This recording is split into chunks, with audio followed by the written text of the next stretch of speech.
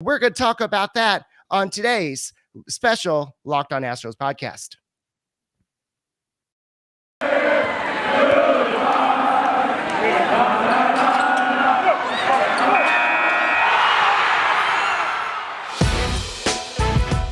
It's the Locked On Podcast Network, your team every day.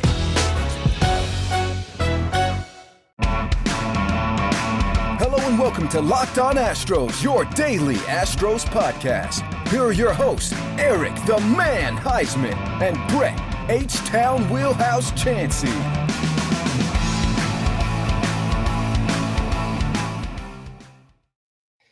We are Locked On Houston Astros, and we hope that you join us for a daily Locked On Astros podcast. My name is Eric Heisman. You can find me on Twitter at Eric Talks Stros. You find the show at Locked On Astros, your team every day. I'm not being joined by Brett. I'm being joined by Ben Kaspick of the Locked On Giants podcast. Where can they find you at? They can find me on Twitter at Ben Kaspick. Last name is spelled Kaspick. All right. Are you shaking your boots now that the Dodgers could possibly be getting Max Scherzer and Trey Turner from the Nationals? I mean, honestly, a little bit, yeah, because that team is scary enough as it is. It seems like every time they have some kind of injury or poor performance, they just bring somebody else in, some kind of superstar, whether it's Machado or Darvish and potentially now Scherzer and Trey Turner. It's just crazy living in this National League West. The Giants are going to have the Dodgers and the Padres are going to give them a run for their money, it would seem. So I remember doing a show with you during the preseason, and you were talking about how you're not expecting the Giants to hit a lot of home runs this year. And I don't remember exactly what you're saying. Are you surprised at how good the Giants have been this year? I'm surprised that they've been the best team in Major League Baseball. That's for sure. I wouldn't say that I saw that coming, but I actually was fairly high on them coming into the season. And my bold prediction, remember when we did those before the season, was that they would go 86 and 76, which, for them was an optimistic outlook. But at this point, I would say that they're very likely to surpass that. And I mean, the fact that they have the best record in baseball, I don't think there's a single person out there, including anybody in the Giants organization, who would have guessed that would be their standing as the trade deadline arrives here. All right. So I know you mentioned Dodgers and the Padres. Who do you think, as they stand now, not even looking at that trade, which one's your biggest competition? Would it have to be the Dodgers? It has to be the Dodgers just because they're closer. And I mean, the Padres with a loss tonight, if they were to lose, would be 6.5 back of the Giants, whereas the Dodgers are only 3 back. So the simple math kind of suggests it's the Dodgers. And plus the Dodgers, of course, have the track record of winning this division every single year since 2012. The last time they didn't win it was 2012 when the Giants won that division. So they're both good teams. The Giants are pretty much done playing the Dodgers, though. So there's going to be a lot of head-to-head with the Padres, which would give them the chance to directly gain games. But they're both tough, but just because the Dodgers are closer, I've got to say they're more of a threat at this point, especially if they end up with this crazy trade that we're hearing rumors about as we speak.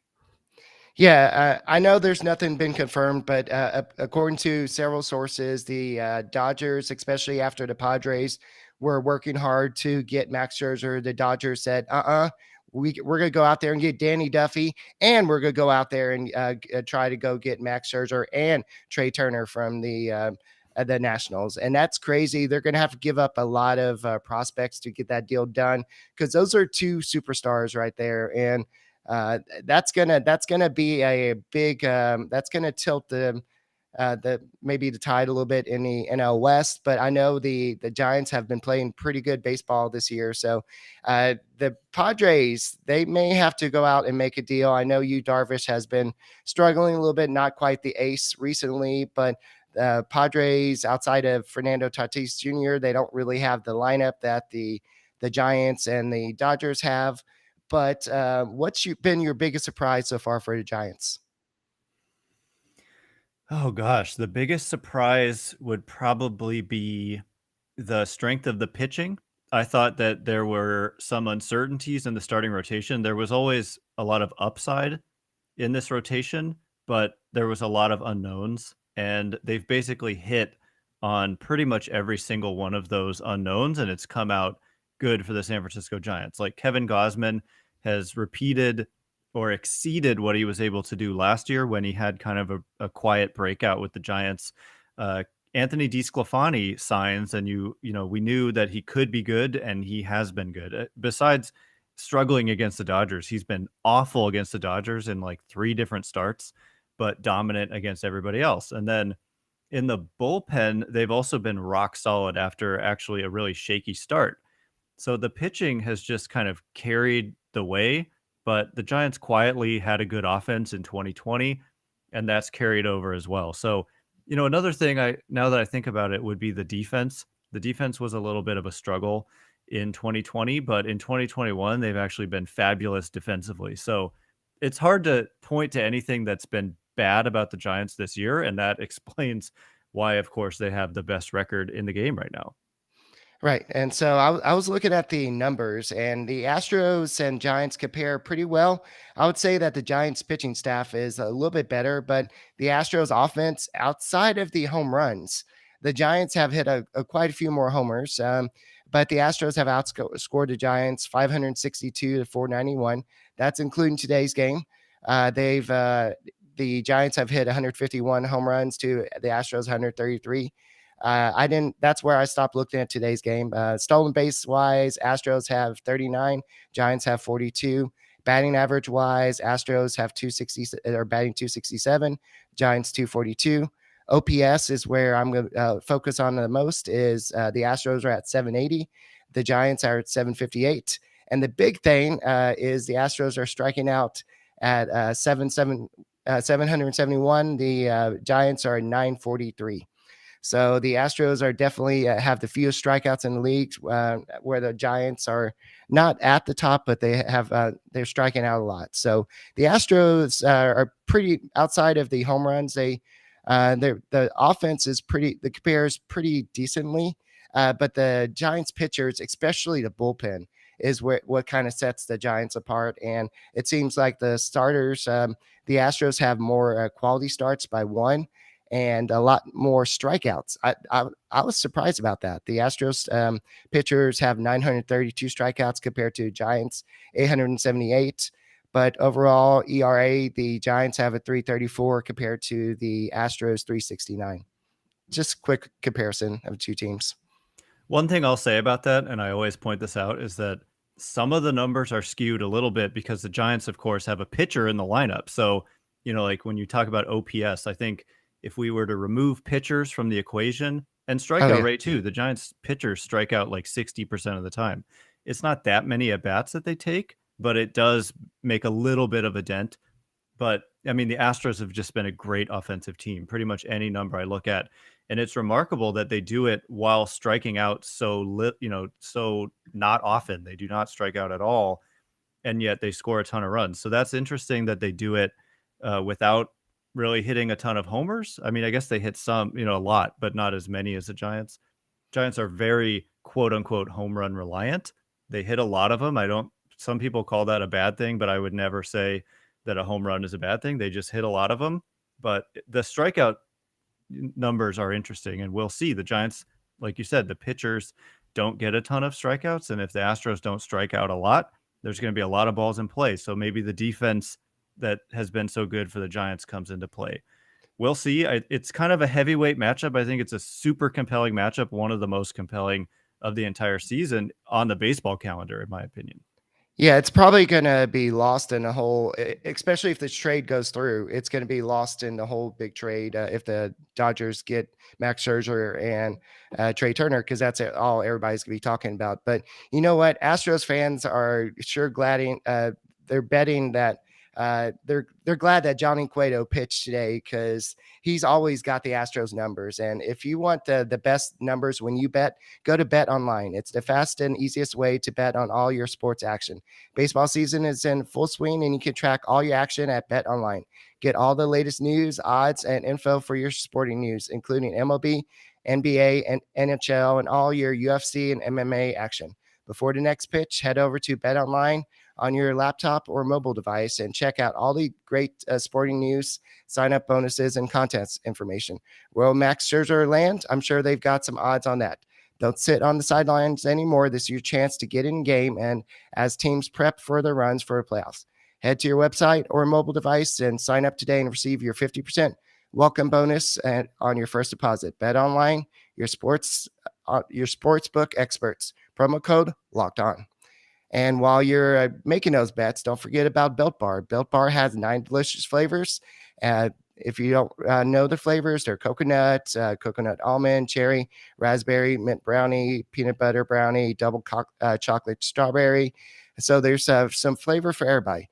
And most of the flavors have 17 grams of protein, only 130 calories, only 4 grams of sugar, and only 4 grams of net carbs. A couple of other flavors have 18 grams of protein, just 180 calories, just 5 grams of sugar, 5 grams of net carbs. Order today and get that raspberry or mint brownie or whatever you want. Go to builtbar.com and use that promo code LOCK15 and get 15% off your first order. Use the promo code LOCK15 for 15% off at builtbar.com. So I know that the Giants won today. I think it was a 5-0 victory, and Johnny Cueto with his whole rocking delivery, he pitched pretty good against the Giants. And the Dodgers probably had a rocky day after thinking that Scherzer was going to the Padres, and now he's possibly going there. And all we got was Danny Duffy, and then they got shut out by Johnny Cueto. So let's go and take a look at the actual series so far. So tomorrow's game, it's going to be Farmer Valdez versus Kevin Gausman. Kevin Gausman is somebody who was a former top prospect. He's 9-4 on the season, 2.21 ERA, 140 strikeouts. What's going on with him this year?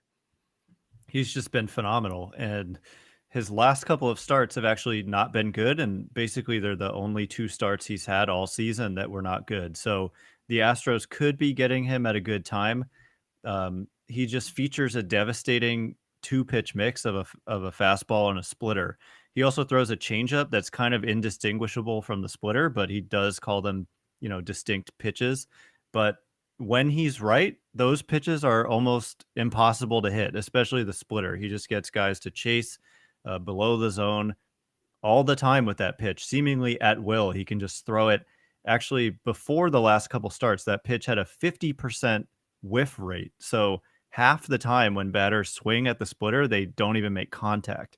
So that led him to just having an ERA in the 1s, but he had a blow up against the Pirates in his last start. So we shall see. It's a big start for him from the Giants' perspective to see if he can get back on track.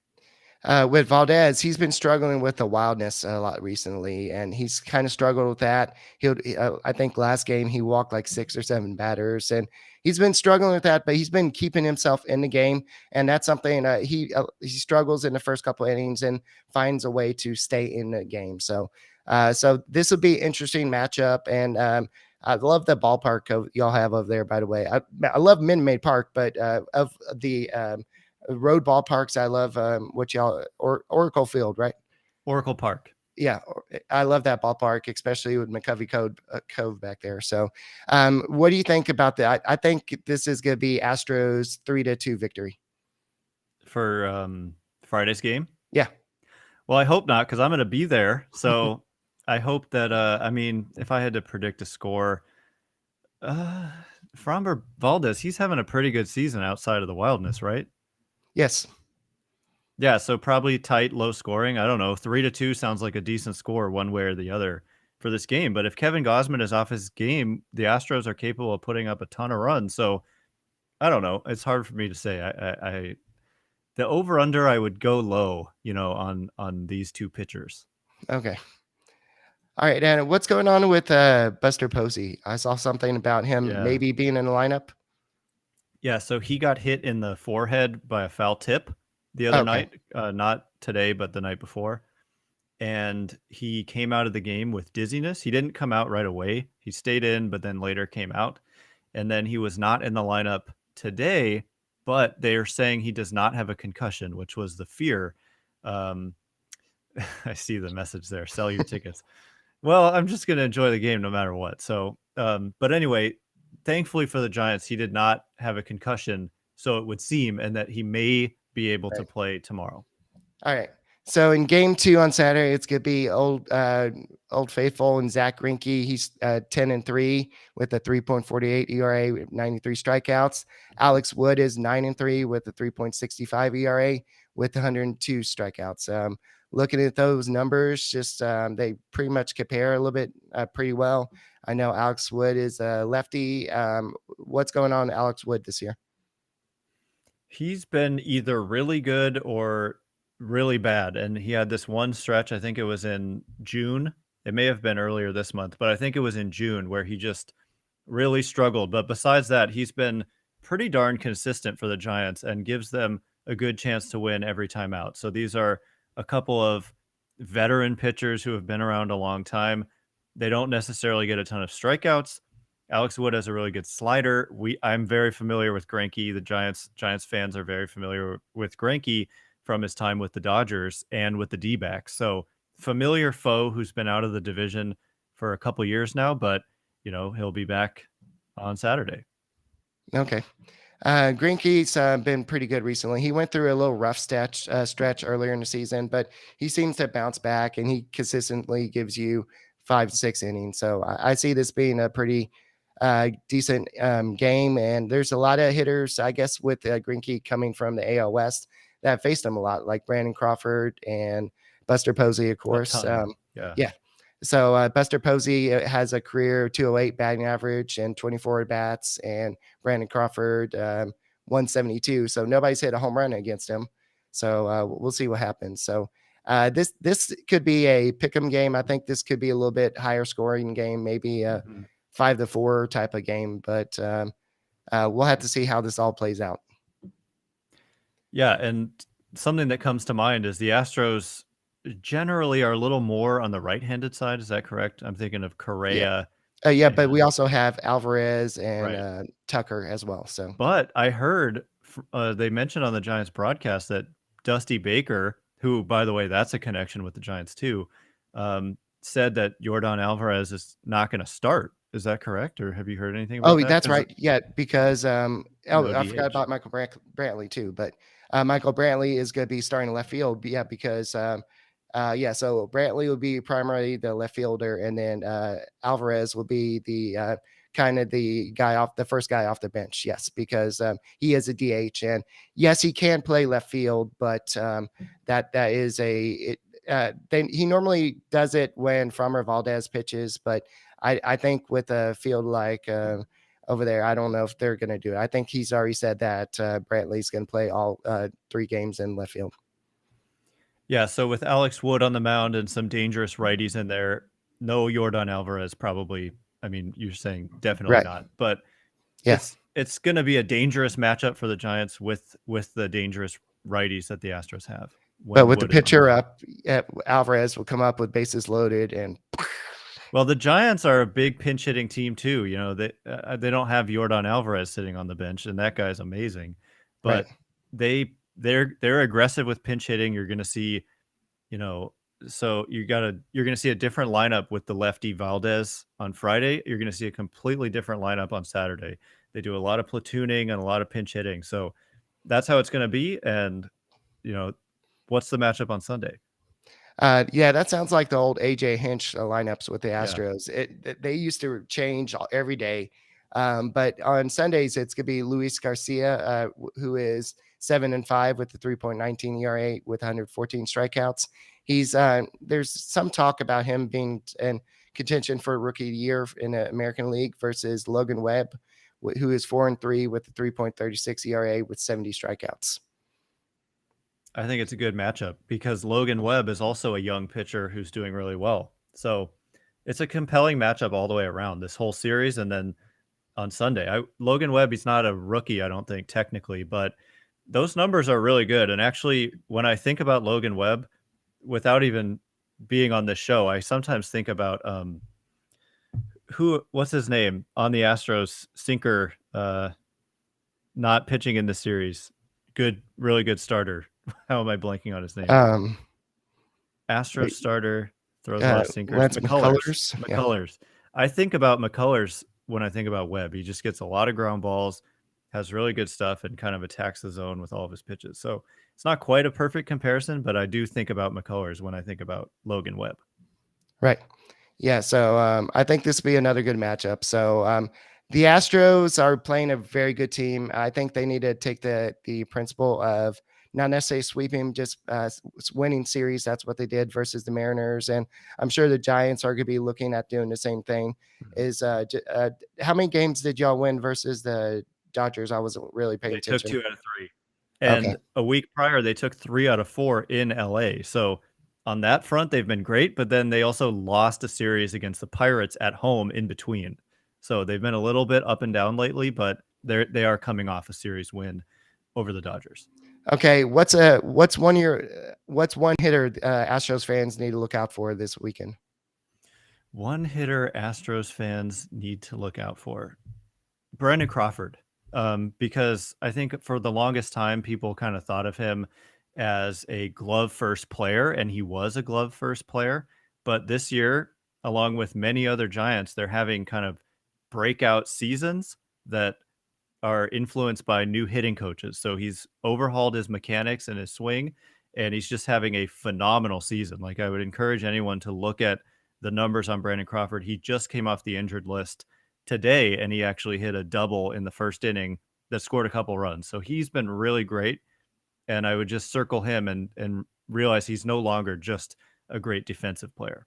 And what about the Astros? Who should we be looking out for? I would have to say it's been Kyle Tucker. He's been on a roll recently, and he's been hitting home runs left and right. And Yuli Gurriel has also been on a streak recently. But I'm sure a lot of Giants fans are going to be booing our boy Jose Altuve, even though he wasn't really doing anything back then. But everybody sure likes to boo him. So Bryce McIntyre wants you to squirm a little bit more. He says that the Scherzer Turner deal is really close for the Dodgers. How do you feel one more time, Ben? Not great.